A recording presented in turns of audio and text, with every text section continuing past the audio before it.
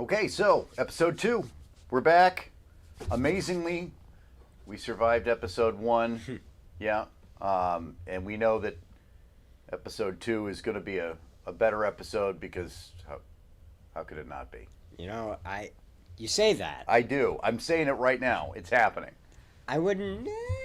I thought we did okay, but there's nowhere to go but up. Let's just try to be fair there. All right. How you doing? Good. Yeah. It feels like I haven't seen you in like over a week, but we know that's not true because we live in the same house. Yeah, that would be kind of hard to do. I don't think they're going to buy it. I just don't think they're going to buy it if we try to sell them on that. So, but let's jump right into it. Okay, so kind of a crazy week. What happened here? We had 2 major games in the NFL. Obviously, there's the NBA out there. We're going to get to them later, but not in this episode. Because there's a lot to talk about there, to be fair. Oh, yeah. Yeah, but right now it's really all about the NFL. I think it's hilarious. And before we even get there, should the NBA even be bothering to do games while the NFL is doing their thing? They do decent ratings, at least during the weekdays, but I've noticed that they try to not schedule the bigger games for Sundays, especially around the NFL playoffs, just because you're going to get crushed. Right. It just seems like they don't have a lot of chance. And if the XFL ever comes back, I do really question where this whole thing takes us. I know they can compete with the XFL. You think so? Oh, yeah, they definitely can, just because in spring, that's when the NBA season really ramps up. So any crossover between NFL fans and NBA fans are probably going to pick the NBA just because it's more established. But, right. Yeah. All right. Well, I'm going to just go ahead and switch this camera right to you, and right. I'm going to zoom in a little bit here because this is nice. Just a little bit of a wide shot there. That's feeling better to me. Let's go on. Let's do the first one. That's of course the Bucs versus the Packers here. This was a game. I think that if you talk to 10 people, 6 of them anyway, we're going to say this was a Packers win in the bag at home in Lambeau. Not really a question mark there for a lot of people. I know, and I hate to sound like one of those hindsight dudes, but I kind of felt like it really wasn't in the bag, but I can't say that I was confident it was the Bucs. What happened here? How did it all go wrong for the Packers? They made far too many mistakes. Not even just on the field, coaching mistakes, and then just mess ups by all the players. Obviously, you had Aaron Rodgers who threw the pick right before the half, and then they have they're manned up on Scotty Miller in an obvious Hail Mary situation, which obviously is not great considering they gave up a touchdown. Kevin King, the cornerback for the Packers, just did not have himself a day. He gave up that first touchdown to Mike Evans. Then he got run over on that one Leonard Fournette run, and then he obviously gave up that touchdown right before the half. He also was the one who committed that PI that ended the game, basically. I just think... obviously, Aaron Rodgers not running it on the third down was pretty bad, but that actually gets overshadowed by the fact that they chose to kick a field goal down by 8 when you know that giving it back to Tom Brady, he only needs a first down to basically win the game. Right. Yeah. And then in the second half, what you saw was the Bucs started making some mistakes. Obviously, the receivers started having some trouble, and Brady wasn't throwing the most accurate passes. 3 interceptions in the third quarter alone. But the Packers only get 6 points off of that, and that's the game right there. You cannot be down 18 and get 3 opportunities and only get 6 points off of it. If that happens, you're not winning the game. It's just how it is. So I think Tampa Bay was just a more solid team. Maybe not for 60 minutes. There were some points where Green Bay was playing better, but Green Bay messed up too much early, and they messed up too much late. Right in the middle, they were doing okay, but it just wasn't meant to be. Well, certainly there was a point where I think it was either the third or fourth quarter, where the Green Bay started to stall out, but so did the Bucs. Oh, yeah. They kind of kept handing the ball back and forth to one another. Yeah, you kind of saw in those interceptions, what you saw was the defense starting to play like they played against Green Bay the first time, where the Green Bay went 3 and out twice because they got pressure. Here's that run by Leonard Fournette. Yeah. Kevin King, you gotta either push him out of bounds or just make the tackle. You can't hesitate there. But yeah. Are the Bucs the whole package? No. Are they offense and defense? Are they the whole package? Not consistently. When they're on, they're very tough to beat, but very rarely are both sides of the ball on for 60 minutes. Right. Like, you see a lot of the offense being really good and the defense being okay, and then the offense getting bad, but then the defense stepping up. If they can both play to the highest level at the same time, I think they get a shot again. I think they have a pretty good shot against the Chiefs next week, or 2 weeks from now, but that's a whole other thing. Right, right. So, and you've got, okay, it's probably been done to death, and I only want to do a quick, short question and answer on it, because I think it's already been exhausted to death. Let's talk about the LaFleur decision to go for 3 points instead of 6 and then arguably 8. Yeah. Okay. Is that really what loses the game, or is there other mitigating factors? That's one. And two, of course, is the PI call, which after a game where they hadn't been calling a lot of PI, all of a sudden this call shows up. Yeah. Not necessarily out of nowhere, because it does look like it's a legal call. Yeah, no, I mean, here's the argument you go with is, well, they've been letting a lot of stuff go throughout the game. They've been letting the players play. Why do you call that one? And I think at least this is how I think about it. I think the refs thought in their minds, well, we've been letting stuff go, but this is the most egregious one that we've seen yet.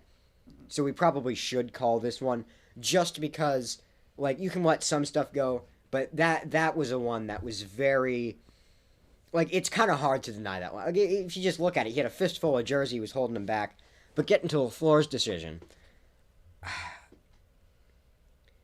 it loses the game, but it shouldn't get crushed as much as it is. I think you should be more aggressive in that situation. I would have gone for it. Mm-hmm.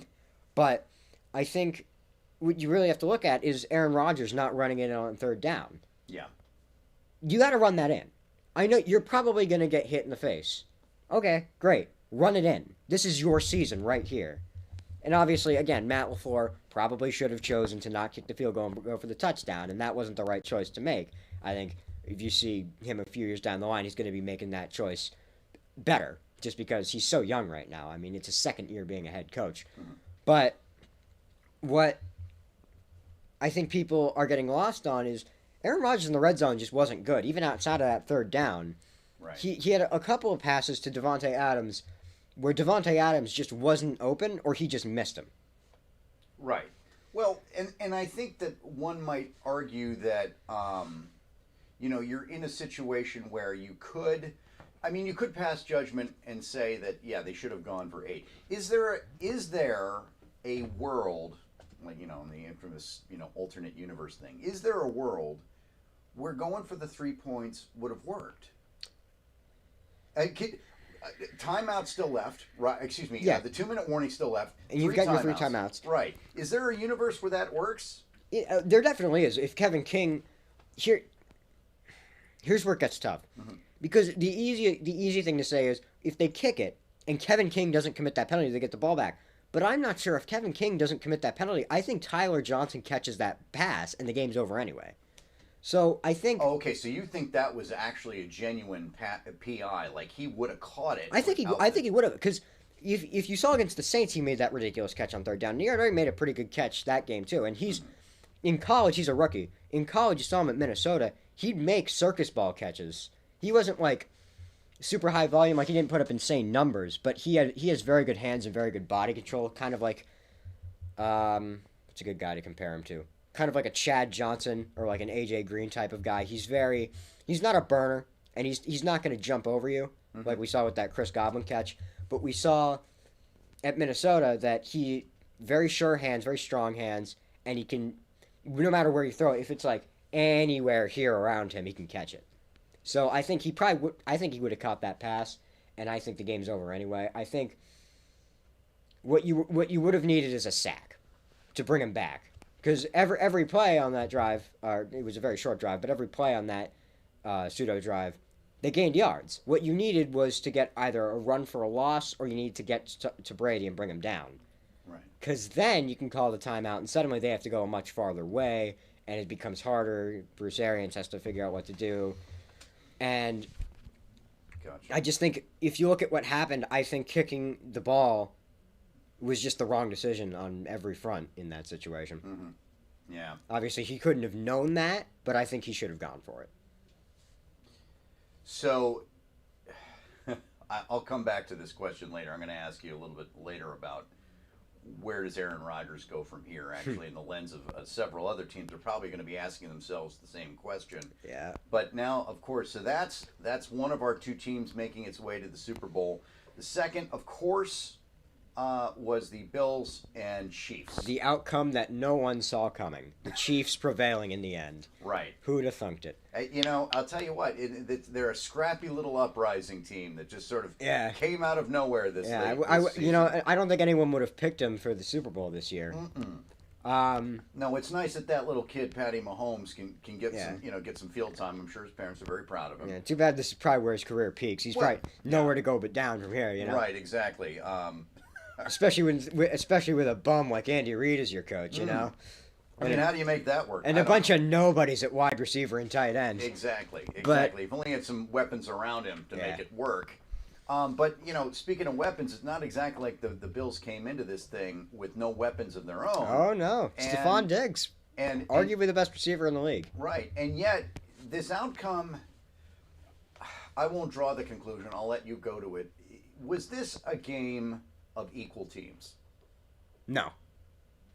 It just wasn't. The Chiefs, they looked bad for a stretch at end of November into December, and then against the Browns, Mahomes goes out, and we think, oh, is Mahomes not going to be the same this week? And, oh, they're getting too cute with their play calling. I was saying a lot of that. But I figured out what it was. I've heard a lot of people talking about it, and it makes a lot of sense.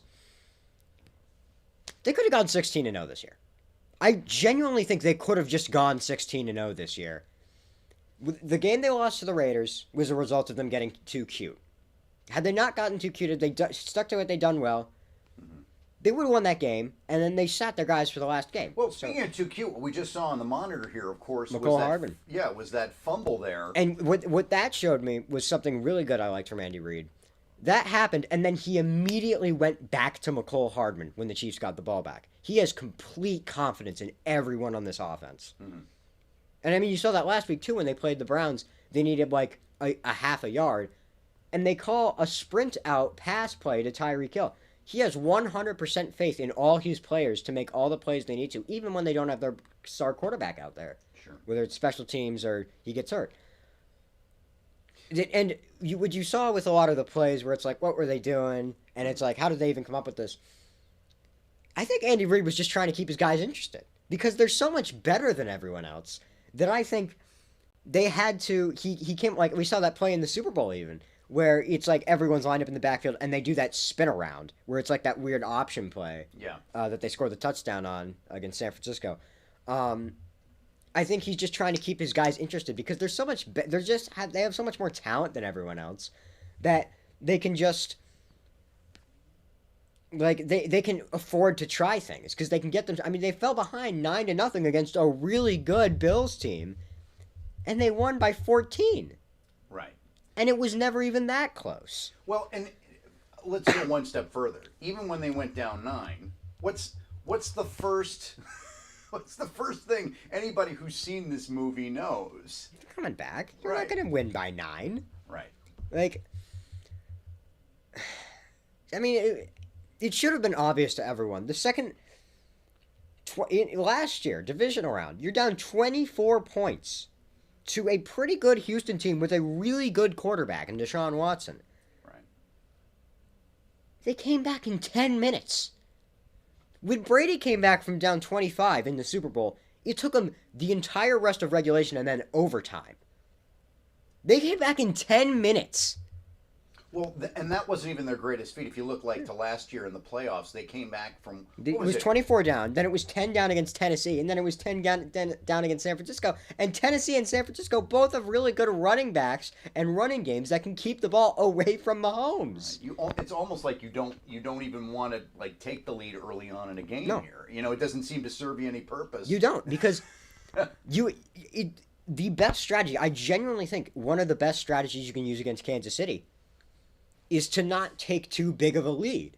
And if anything, maybe let them lead. Because at least when they have a lead Andy Reid might rein in Mahomes just a little bit. When they're behind, he's just going to let him go. And when Mahomes is rolling, there's genuinely nothing you can do to stop him.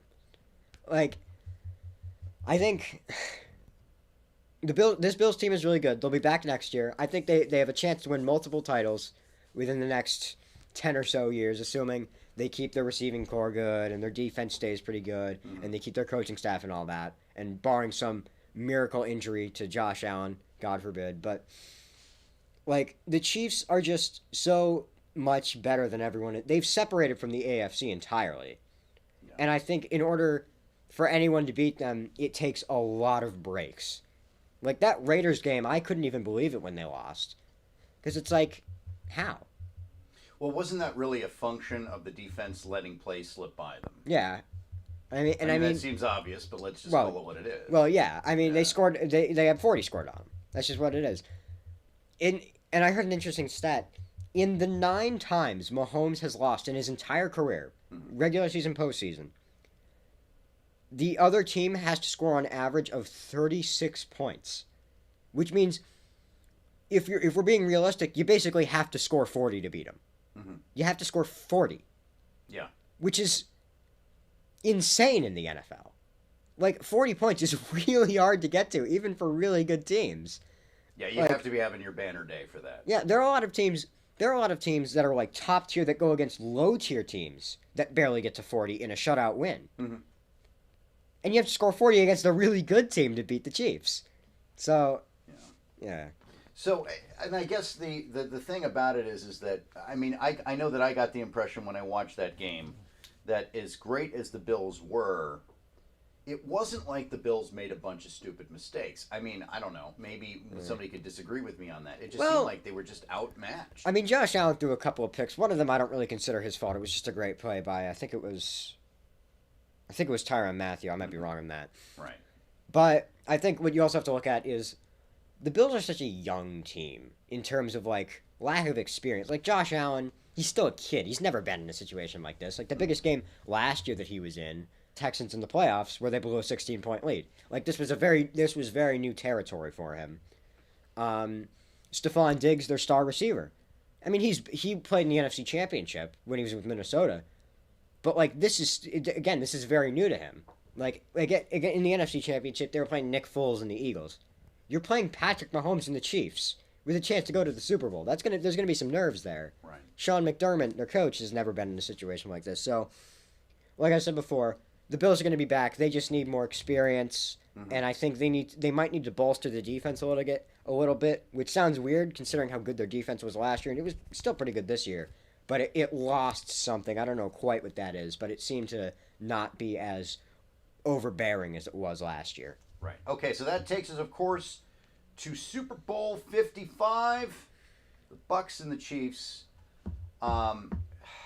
Okay, so once again, you've got the incredible Tom Brady, 10th Super Bowl appearance, first one on behalf of the NFC. I just think the guy wanted to see how the other half lives. I just think he wanted to see, I wonder what it's like. You know what it was? He looked over and he saw, okay, Drew Brees is a Hall of Famer. He only has one of these. And Aaron Rodgers is a Hall of Famer. He only has one of these. And they've been here forever. So what's so hard? Oh, wait. It's not that hard. I just did it. In his first year. It's a wild cartoon. It is a bit of a slap in the face. Yeah. He goes through Drew Brees. He goes through, Aaron Rodgers. He goes through a real... I mean, people forget the first game. Taylor Heineke... He's not a Hall of Famer, but he was playing pretty good, and that Washington defense was pretty good, too. So he did not have the easiest pass, considering he was on the road for all three, too. Right. And, by the way, with a season record that was not...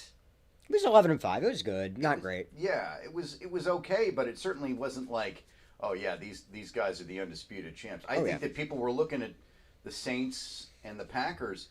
It's sort of like what he did with the last Super Bowl that they won with the Patriots, when you were sure that it was like, oh, they're going to get eliminated somewhere in there. Whether it be by the Chiefs, or by somebody else in the AFC, and they just somehow keep surviving the games. Yeah. It's interesting because they had a very up and down season. They went They started their first game was in the Superdome against the Saints. They got embarrassed. They just got flat out embarrassed. But then they get on kind of a roll, and halfway through the season they're 6-2. And then they go 1-3 through their next 4. They're 7-5. And people are starting to think, is this team going to miss the playoffs? Because, like, the NFC up to this point, we still thought the Cardinals had a chance to make it. Right. The Vikings were on a roll. And you still had the Rams. You had the Saints, obviously. The Bears were still kind of in the mix. You had the Packers, obviously. And then they go, including the postseason, they're now on a 7-0 run. Mm-hmm.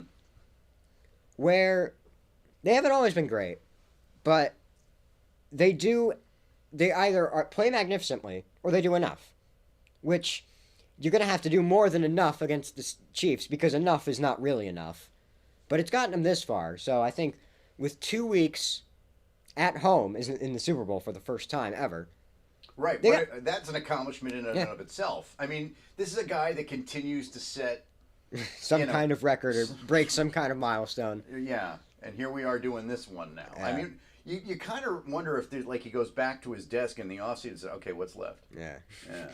But I don't know. I mean, I don't know how much of an advantage it's actually going to be because it's going to be, from what I understand, it's going to be 22,000 total people where it's frontline workers, like working against like COVID protocols and all that. And it's going to be 7,500 of them divided between Tampa Bay workers and Chiefs workers, and then the rest of them is a lottery pick between the rest of the 30 teams about like, okay, you can come out. So it's not going to be like overbearingly a Tampa Bay crowd. And also the Chiefs aren't going to get to Tampa until Saturday. Mm-hmm. So they're not going to be in the city because there's no point. There's no media. And they can practice in Kansas City. There's not really a point in... I mean, maybe they come early because it's like cold in Kansas City. It's like, well, it's going to be warm down there anyway, so you might as well leave. But they're not scheduled to get there until Saturday. So I don't think they can really change that at this point. But it's still just weird to think about, someone's playing a Super Bowl in their home stadium. Mm-hmm. Now, I'm going to hold your prediction, okay, because we're gonna get to the Super Bowl and your thoughts on that. But before we do, I want to quickly change subject and talk a little bit about where do they go from here? Okay, and we're gonna do a little rapid fire here on where do they go from here. And obviously there are some that are more obvious than others, and some that are just like, well, does it really matter where they go from here? But let's start with the most obvious one. Okay, Packers. Is Aaron Rodgers done there? No. And if he thinks he is, he's a moron. I'm gonna be quite frank. That is the best possible scenario for him, unless for whatever reason Mahomes retires and Kansas City offers him something. You've got the star receiver. You've got a good O-line. Green Bay develops players better than a lot of teams. You got a good head coach who likes you and doesn't berate you, and he doesn't like getting berated. You've got a media that worships you. He doesn't like getting hard questions asked to him by the media. That's not a knock. No player does. You've built up pedigree here. It's a great home field advantage. You're used to the cold. Most teams aren't. The fans are crazy. I don't know why you'd leave if you're Aaron Rodgers. The only reason why I'd leave, and I think the reason he's made the comments that he's made, a lot of their guys are free agents. Aaron Jones, the running back, he's really good. He's a free agent. Their center, who's really good, is a free agent. Their second wide receiver is a free agent. I don't remember who it is, but it's their second best guy. And I think one of their tight ends is a free agent. And I think the only reason he'd have any reason to leave is if, for whatever reason, they don't re-sign any of those guys.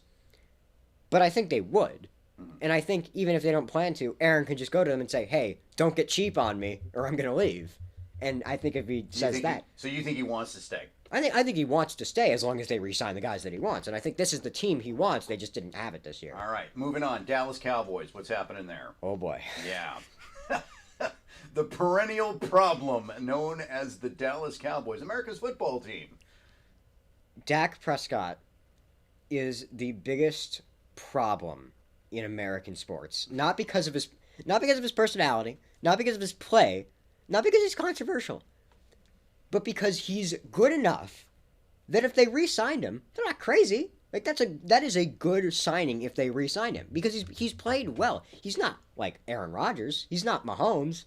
But considering the talent they have around him, it's not a bad signing, especially if you bolster that defense and maybe kick Mike McCarthy out. I know it's only been 1 year, but he got kicked out of Green Bay, and you saw what he did this year. Right. So you think he's the problem? Dak? No. Oh, Mike McCarthy? Oh, yeah, definitely. Okay. Oh, Right. I mean, his offenses are archaic. Okay, let's move on. Philadelphia Eagles. Hold on, let me just go back to All the right, Cowboys good. for a Yeah, second. sorry. The problem is with Dak is he's good enough, but the problem is he wants Mahomes money, but he's not Mahomes. He wants a $40 million contract, but they can't afford to give him that and give him what he needs, because what he needs to succeed is he needs good receivers, he needs a good O line. He doesn't need a great O line because he can move and he's pretty durable outside of obviously the injury this year. And he needs a defense because he can't get into shootouts and always win. He can win you a couple, but he's not going to win you all of them. But they're not going to be able to get him those things if he gets $40 million. So what he needs to understand is he just needs to take less money. You're going to get a billion sponsorships because you're the quarterback of the Dallas Cowboys. You're going to get sponsorships whether you throw a million interceptions or zero. So, yeah, I think that's... All right, let's move on. Eagles. It's that whole little club. Little club of teams there, isn't it? Dak Prescott is the biggest problem in American sports. Mm-hmm. Carson Wentz is the second biggest problem in American sports. I don't know what you do with him because he has plenty of. I know what you do with him. I know what you think of him. You don't like him that much because he's got plenty of talent, and you got rid of Doug Peterson, which was I think the biggest problem that he was having. But I also feel like that organization just kind of needs to clean house. And I mean like clean house. Like get rid of Howie Roseman. Because from the stories you hear about him, he's power hungry and he wants a bunch of the credit. Which just does not mix well with, anyone who isn't like completely selfless. And most people aren't. But I like Jalen Hurts. I think Jalen Hurts is good. I think he needs Is he the answer? I think he could be. I think if you give him another year to gain rapport just with being in the NFL and obviously receivers, if you can fix up the O-line a little bit, because I know they think they have the guys to do it, but either there's a problem with their strength and conditioning coach, or there's a problem with the players they have because they keep getting injured. So either get new guys or fire your conditioning coach. And then maybe bolster the defense a little bit. Mm-hmm. Their defense wasn't great. It wasn't terrible. They have Fletcher Cox and they have Darius Slay now, but maybe get a couple other pieces. All right, so I don't even know if I want to go to this team simply because I'm not sure there's a question of where do we go from here. It seems like next year is going to be a continuation. Seattle Seahawks. What's the... I mean, always a bridesmaid, never a bride. I mean, that's not always true. They've been brides, but, I don't know. It seems like they're always... Its promise is not kept with that team. I think you have to start thinking about Pete Carroll. I don't think he's bad. He's far from bad. I think he's a Hall of Fame head coach, and he was incredibly good in college. He's been good in the NFL. The problem is there have been two Seahawks anonymously, and now DK Metcalf, their receiver, publicly, who said that their offense got predictable and teams figured them out throughout the season. And you could say, well, that was their offensive coordinator. Obviously, the offensive coordinator coordinates the offense. And they got rid of their offensive coordinator, and they got a new one, so that's why they're coming out now and saying that. But the problem is, the Seahawks offenses have always kind of looked somewhat the same. They change from offensive coordinator to offensive coordinator. But Pete Carroll likes his offenses a certain way. He likes running the ball, which isn't terrible. But if you look at the final four teams that were left this year, they all had a star quarterback and a star receiver. Seattle has that, and yet they want to be like Baltimore, where they run more than they pass. Why? You have DK Metcalf and Tyler Lockett and Russell Wilson. Fix up your O-line, and you got a borderline unstoppable offense as long as you're not running it into the line every other play and putting your offense in a bad situation. Now, I don't know if you fire Pete Carroll, but I think you have to remove him from the offense more. I know he's the head coach. He's always going to have input on that. But you can't let him keep leaving his fingerprints on it when very clearly teams figure it out like halfway through the season, and suddenly Russell Wilson goes from looking like an MVP to looking like he's pretty good. Nothing special. Well, that's kind of rough. I mean, I think back to Pete Carroll's career, and I can't really think of any time when he made any real bad calls with the offense. No. I mean, there's nothing that really pops to mind on that. I mean, just nah. a couple times in the goal line, but there were games you wouldn't remember. Yeah, games you wouldn't really. Okay, moving on. I was skipping over the Kansas City Chiefs here. No, actually, let's go to the Kansas City Chiefs. Touch nothing. Touch nothing. Or trade everyone and just see what happens. And lose your job. That would be what that is. the Bills. I just feel like that's. I don't know. I think you keep going for a year. Just like I said before, maybe you get a couple more pieces on defense through the draft or through free agency, get veterans. Just because, like I said before, their defense was good this year, but they lost something, and I can't think of any notable free agents they lost or any notable like coaching head pieces they lost. But I don't know. It just wasn't as good. So maybe you get a couple other guys who can make plays on that. But right now, I think it's just a situation. Don't strip the gears. Keep it going. Josh Allen's going to get older. He's going to get better. He's going to develop a better rapport. Maybe you get another receiver just because Stephon Diggs isn't the youngest guy in the world. He's not old by any means, but he's getting into his late 20s, so he might start regressing a little. But you still have Cole Beasley and John Ross. But maybe you just think about getting another guy and maybe a better running back. But other than that, I wouldn't change much. Now, hilariously, we're looking at the graphic right now. The next one is the New England Patriots. And strangely, when I pulled these graphics up on Google, the New England Patriots was the only team where the logo wouldn't load. And I figured there's something poetic about that right now. I'm going to leave that there exactly how it is and bring the question to all of us New Englanders. What do you do if you're the New England Patriots now? You have to get better at the receiver or the tight end position. Preferably both, but at least one of them. And I've said this to you before. Mm-hmm. I think if you're Robert Kraft, it might make Belichick angry, but you might have to fire him as the GM and keep him as the head coach because he just hasn't been a great GM, as of late at least. He's not a good drafter, and he doesn't like spending money in free agency. You can't have both of those things be true in today's NFL, especially at the receiver position. He's never been good at scouting receivers or tight ends. And you could say, well, he got Gronk. But Gronk probably would have been a high first-round pick had he not been injury-prone in college. But because he was injury-prone, he fell to the second round, but he got some health breaks early in his career. He developed rapport with Tom Brady. Obviously, later in his career, the injuries started to come back, but at that point, they were already rolling. But there's this kid from Florida, Kyle Pitts. He's a tight end. He's really good. He's like a George Kittle almost like guy, where he runs routes and catches passes like a receiver, but he's huge like a tight end, and he blocks really well. He kind of reminds me of almost a Darren Waller.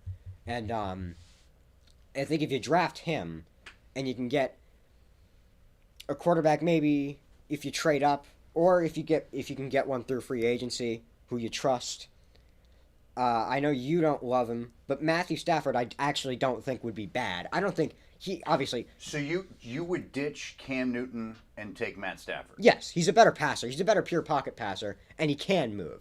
The problem with Cam was that he started out as a run-first type of guy, but he got scared to run, and his passing ability could not make up for that. Mm-hmm. Matthew Stafford's a very good passer. He's just never had very good teams, and I'm not going to say he's not deserving of some blame for the fact that the Lions don't win. But if you gave him a good organization, you give him a good defense, I think we can win with him. I don't know if we'd make the playoffs year one. But I think if we kept him for 2 or 3 years, we can make the playoffs with him. Yeah, and I think you're describing the problem that the Patriots now face.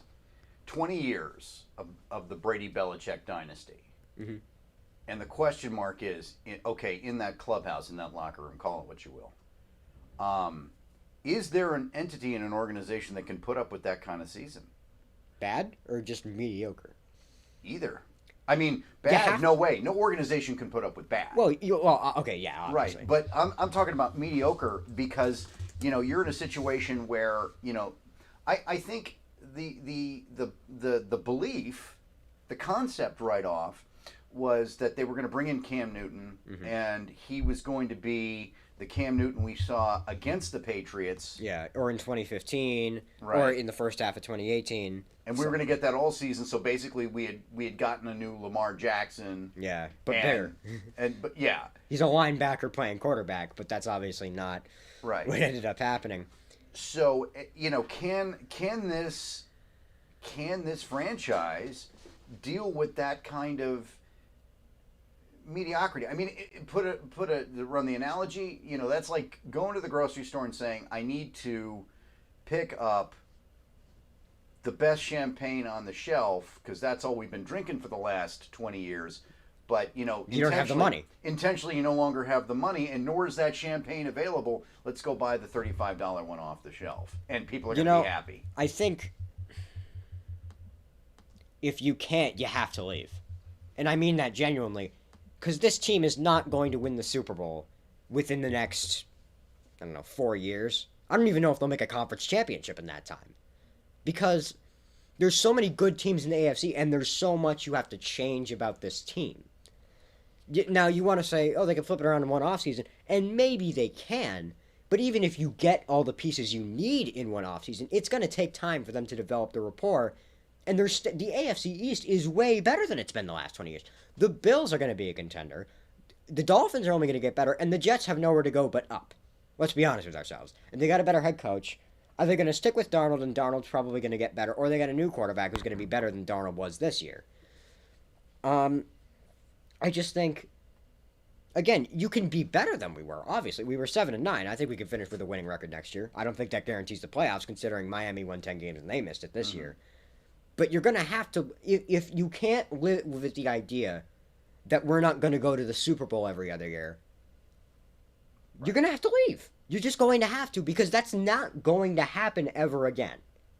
Especially not now. Right. Well, let's face it. Never in the NFL did anything like the New England Patriots ever exist. Not for this period of time. You can argue it happened with like the 49ers in the 80s, the Cowboys in the 90s. Right. But with the 49ers, after Joe Montana left, that was wraps for that. I mean, they got back to and won another Super Bowl, but they had Steve Young. And with the Cowboys, they went to 4 straight NFC championships, and they ended up winning 3 Super Bowls.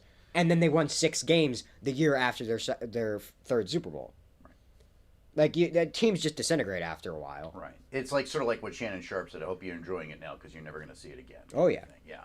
So, as much as we could hang on that, now I'm sensing in the parenthetical, Jared Stidham is not their solution. There are still people who think he is, and I feel so bad for those people. Mm-hmm.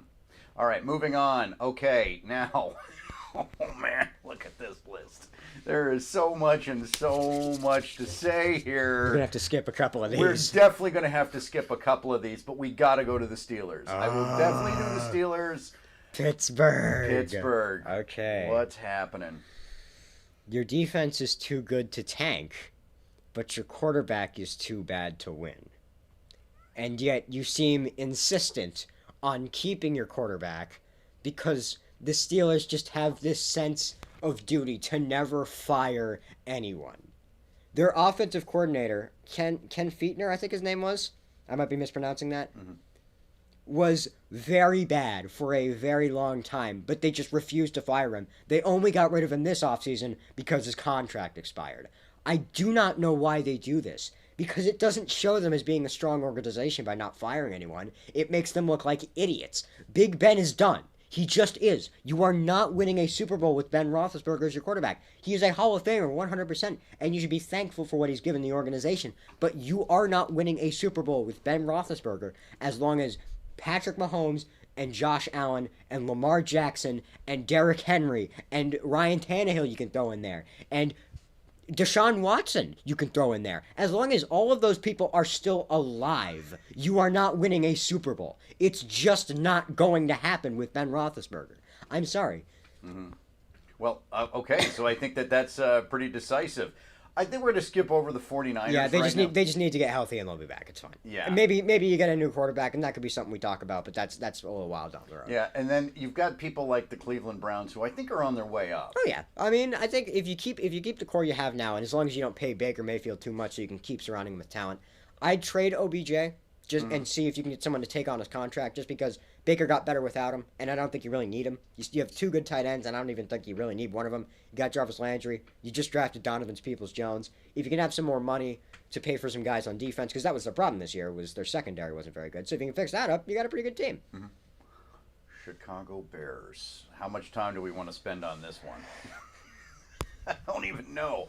Is it a rapid fire? Just burn the stadium down and go home? They underachieve and overachieve at the same time. They should be Super Bowl contenders with that defense. And honestly, those pieces on offense, Ty Montgomery's really good, and Allen Robinson's really good. And their offensive line has never been bad, but I don't know why they kept Ryan Pace and Matt Nagy. Because Ryan Pace and Matt Nagy are not bad at their jobs, but they clearly don't work with what they're doing here. They're too apologetic towards Mitch Trubisky. They should have gotten rid of Mitch after last season. Like, Mitch isn't bad. He could be a backup somewhere. But he's not a starter, especially not in the division with Aaron Rodgers. And hell, even Kirk Cousins. That Vikings team is probably going to be pretty good next year. Yeah. So, yeah. I just think you got to kind of, maybe not a total reboot, but you got to kind of clean a little bit of the house at least and bring in some new guys. Right. Maybe draft a quarterback and trade up for him. You got the Raiders. They were looking pretty sharp this season. They're fine. Yeah. They're not terrible, not great. They might make the play. They just have a tendency to collapse in the second half of seasons. If you can figure out a way to fix that, I think that's just a mainly coaching thing. And I think John Gruden's good, but you might want to get some new assistants in there maybe. I don't know. Right. But, they're fine. Okay, let's go to the Saints. They're like what? If they kept everybody, they'd be like, what, $100 million over on the salary cap or They are something? $100 million over the cap right now, and Drew Brees is either gone or never going to be good again. These next couple of years could be painful for the Saints. I don't think the years of pain will last for a long time, but I think it's going to be, you're not going to make the playoffs, and Saints fans aren't really used to that. But also, they're not really used to winning Super Bowls either, so, Yeah. But I think you just gotta live with the fact that you're going to be bad. I mean, you have Sean Payton, and I don't remember their GM's name, but he's really good. So, obviously, you're going to remain competitive, but you're not going to make the playoffs for a couple of years. You're probably going to end up ceding the division to Tampa Bay, and then maybe once Brady retires, maybe the Falcons come back and win it, or the Panthers if they can get the ship straightened. Right. Do we care about the Detroit Lions at this point? Is that even a conversation With to have? Matthew Stafford gone, I don't think anyone cares. Okay, all right. So then the Miami Dolphins, who started to have some. Okay, which quarterback? Which you working with here? If I can get Deshaun, I get rid of Tua in a heartbeat. Yeah. And I mean a heartbeat. Okay. But I think. And Fitzmagic gone too. I mean, this is the thing. It's like they're like, if you bring Watson into the conversation, they've got an embarrassment of riches at the quarterback position right now. Well, I think if you bring Watson into the conversation, at most teams, I think you get rid of your quarterback, outside of like Kansas City, Green Bay, Seattle, any of those. But I think if you end up trading Tua, it's sort of a double-edged sword, because obviously if you trade Tua, you're probably going to get Deshaun Watson, because I think that's the only guy they'd trade him for. And you get Deshaun Watson, it would be really good, and you'd probably make the playoffs, you'd be a really good team. But also, I think Tua could end up being a Drew Brees situation with the Chargers, where the Chargers dropped Drew Brees, and then Drew Brees ended up being the all-time leading passer. So it's like, okay, we got this guy, but this guy also ended up being really good. So it's like, well, who ended up being better? Who could we have won more with, hypothetically? Right. Okay, so we move on to the next page, which I think is the last page here. No, it's not, but we'll wrap this up soon. Take a look here. You've got Washington, the Giants, the Jets. Wow, okay. The Vikings, Cardinals, Broncos, Ravens, Los Angeles. Who would you say has the most precarious moving forward of the teams you see up there right now? It sounds weird to say, but it's the Ravens. What do you want to be? Because Lamar's passing ability has not been up to snuff. And if you trust him enough that you think he's going to go at it in the offseason and work hard at it, I think he will too. But you have to think about, is he going to improve it enough? I don't know if you get rid of Lamar, but at a certain point, you can't keep being good enough. Especially with an organization like the Ravens, where they've been only been in the league for like 25 years, and they have 2 Super Bowl wins. Like, they're a very good, very well-run franchise. But you just have to think, what do you want to be? How do you go forward? Because you're not going to be able to beat the Chiefs unless you can pass the ball. Not at their level, but you have to come closer than you have. So I think that's... I don't know what you do, honestly. Maybe you bring in a better receiver and that'll help Lamar, but I also think Lamar's got to get better, obviously. Yeah, he's a little hit or miss. And then who's our last page there? Well, let's look. Which team do we want to talk about? Well, you got the Rams, the Colts, the Falcons, the Texans, the Titans, the Panthers, the Chargers, who you got the Bengals, and you got the Jaguars. I'll do 2, because one of them is really easy. Chargers, we'll start with them. Yeah. Chargers is really easy. They're going to be pretty good next year, I think.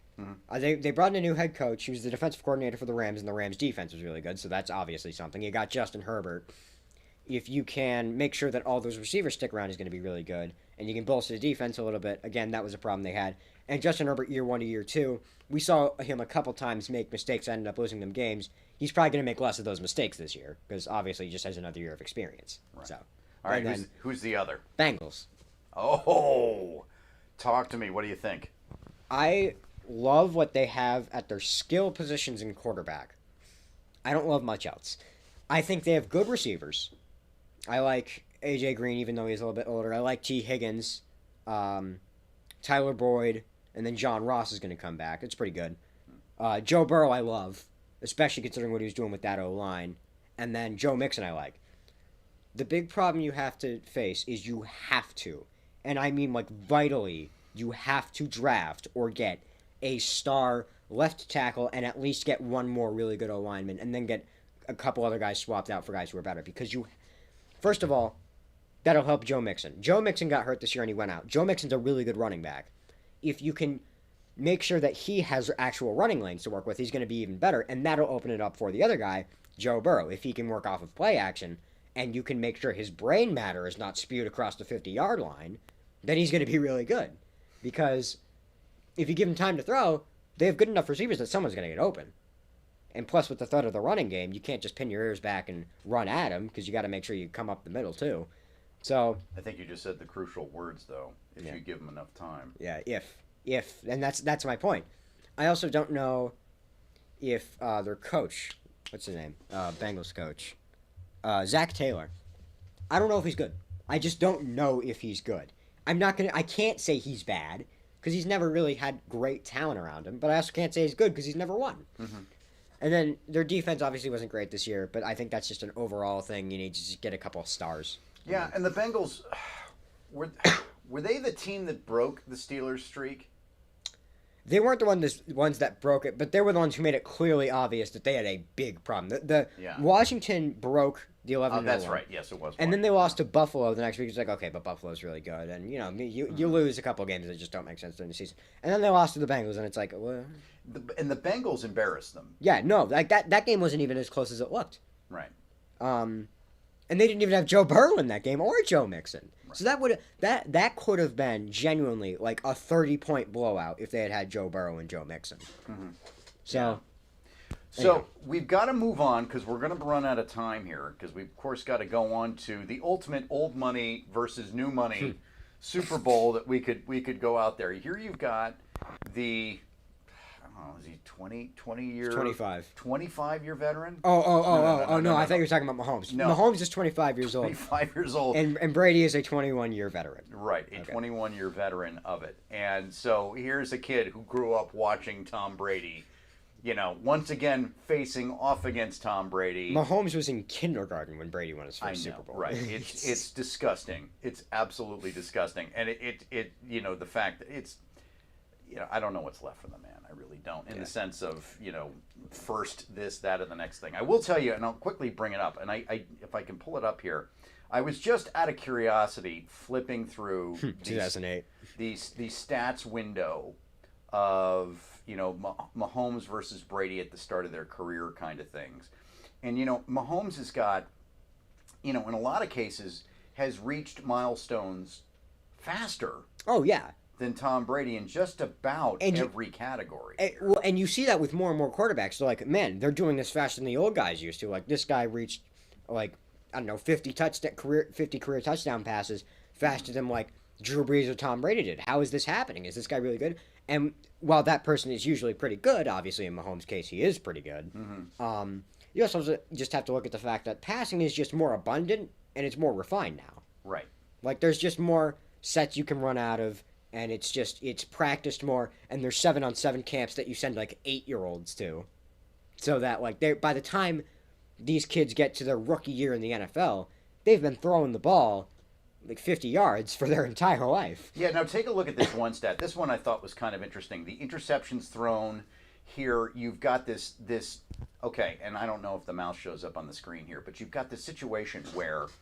Mahomes at first is throwing basically, throw for throw as many interceptions as Tom Brady does, and then there's this cliff that Mahomes just falls right off on the amount of this is a good thing for Mahomes. Oh yeah. Where he stops throwing those interceptions. Yeah. After the first little bit, and it just it climbs back up a little bit, and it just shows that he's managed to refine his game in such a very short amount of time. He's less of a gunslinger now. Like he still has a super strong arm, but he's become more accurate. He's become very surgical. Right. He's more of a, I guess, Aaron Rodgers than a Brett Favre at this point. Where Aaron Rodgers is the super strong arm and he's super talented, and Brett Favre was too. But Brett Favre threw a bunch of picks, and Mahomes kind of was that, but now he isn't. Right. So okay. So here's the big question: who's your pick? I'll take the Chiefs, probably 34-28. 34-28. I think because the Bucs are going to need a bunch of things to happen to win. Mm-hmm. The Chiefs just need to play to their abilities to win. They don't even need to play to their full potential, I don't think, because playing to their full potential, they're unstoppable. They just need to play not super unbelievably down to their competition. They'll be fine. I think with the Bucs, they'd need a special teams like a blocked kick or a punt or a return touchdown or like, I don't know, you fumble on like a couple of fumbles or something. Like they'd need breaks and they'd need to win the turnover battle. Mm-hmm. With the Chiefs, they could lose the turnover battle and still win. Like they're just so good. Yeah. So I think it'll be close, but I'm fairly confident that the Chiefs will win. You know the guy who does the Haters Guide to the NFL and so forth. Yeah. I watched his routine this morning.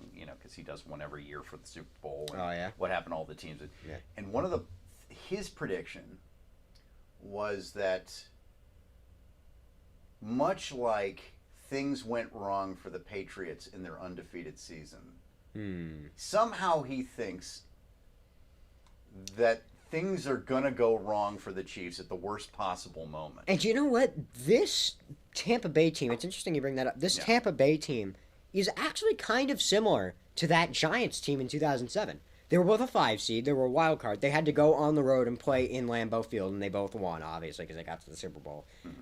They both had really good front sevens and pass rush to run defenses, all that. And they both had non-mobile quarterbacks. Obviously, Eli Manning wasn't as old as Brady is, but he wasn't mobile, and Brady's just old. And they both had star receivers, not like superstar receivers in the Giants' case like Tampa Bay has, but they still have pretty good receivers. I think that's interesting to think about, and like I said, I think this game will be close. Mm-hmm. Like Chiefs fans will be biting their fingernails for the entire thing, but I just don't see the Bucs winning just because of how potent the Chiefs' passing game is, and their secondary is so young. Mm-hmm.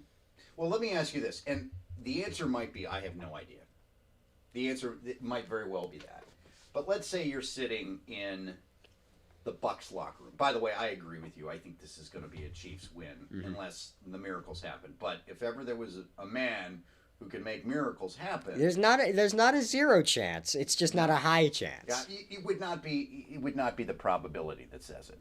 But I guess my question to you is this: If you're talking to the Bucs, how do the Bucs, because they would certainly take our call and then listen to our coaching ideas. Absolutely, that would happen.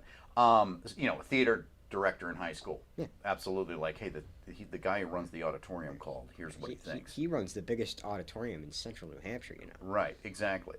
With the exception of the Meadowbrook Pavilion. We don't talk about that. We don't. Anyway, moving on. What would you tell the Bucs defense? How do you neutralize Patrick Mahomes? What possible chance is there to neutralize him? Devin White, Levante David, and Shaquille Barrett, this is your game to win.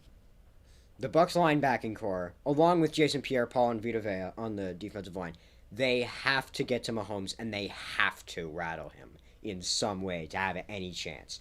Because if Mahomes is comfortable, you can forget it.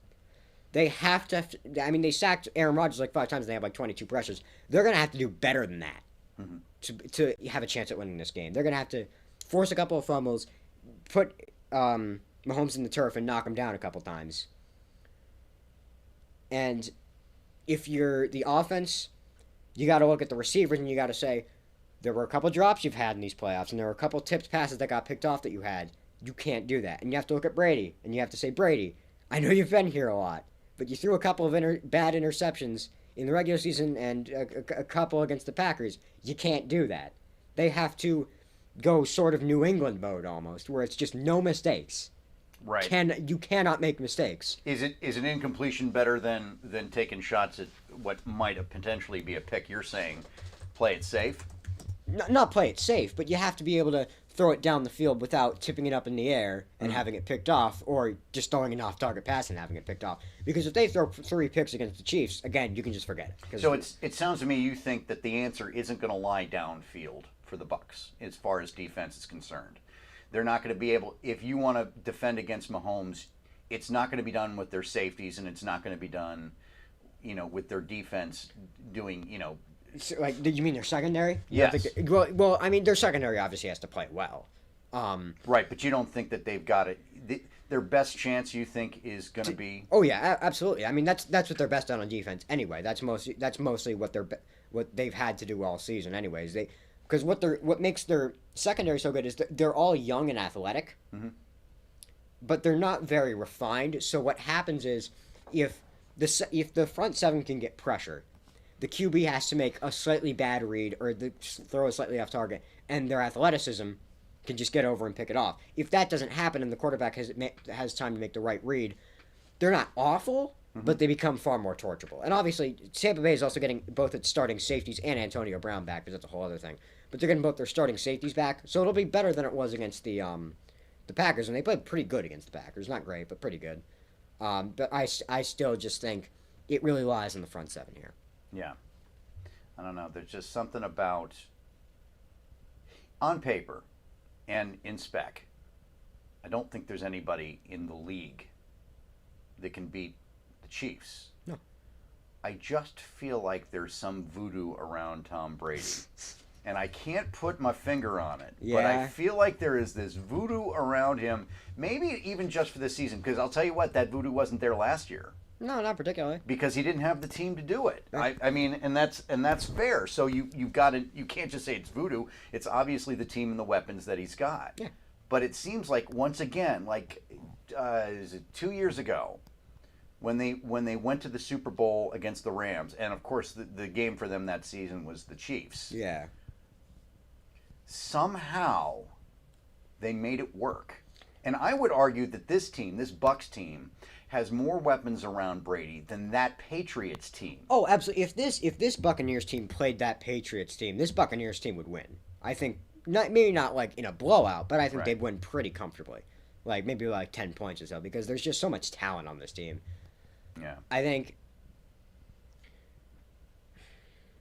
mean, when you get to be that much of a veteran, there's some, like, you've seen it all. You're not going to trick Brady. Like, you're not going to show him something he's never seen before, because he's seen every defense. He's seen your cover 3. He's seen, I'm going to throw a Tampa 2 at him. He's never seen this before. Right. I'm gonna blitz him. He's never seen something like this before. You can get pressure on him, obviously, and he's not as good, but you're never going to confuse him. You're just going to overwhelm him. And there's also that other element of, when Brady had to eat the clock at the end of the Packers game. Yeah. He knew exactly how to do that. Oh, yeah, no, and that's one of the things he's best at that people don't talk about. He plays keep away very well, where he just doesn't give the other team the ball back when they need it. Right. And obviously, he played great in the first half. He didn't play great in the third quarter. But in the fourth quarter, he didn't show it in the numbers, but he did what he needed to do. And that was enough. Right. And they obviously need to do more than enough, because enough isn't enough against the Chiefs. But it got him this far. So what they have to do now is they just have to play how they played in the first half against the Packers, but for 2 halves. And they have a chance. Right. Got 60 seconds left. Let's talk about the game that really everybody's got their eye on, the Pro Bowl. Who's your big pick there? Well, you got to go faster, because I think I got to go. I would have picked the AFC before, but ever since Aaron Rodgers got eliminated, if he plays in it, well, actually, wait, no, it's being played in Madden. Damn it. The most useless NFL event of the year. Yeah. I'm gonna pick the AFC. I'm gonna pick the AFC to win, 42-45. Got it. Yeah. Well, you heard it here first. All right. Well, that's going to have to do it for us. Thank you all for joining us again. We'll probably see you. I don't know. Maybe we'll try this one more time before we get to the Super Bowl and see what happens. Maybe we'll go through the other teams that we didn't get to. There you go. So thanks a lot. All right. Shut up and sit down.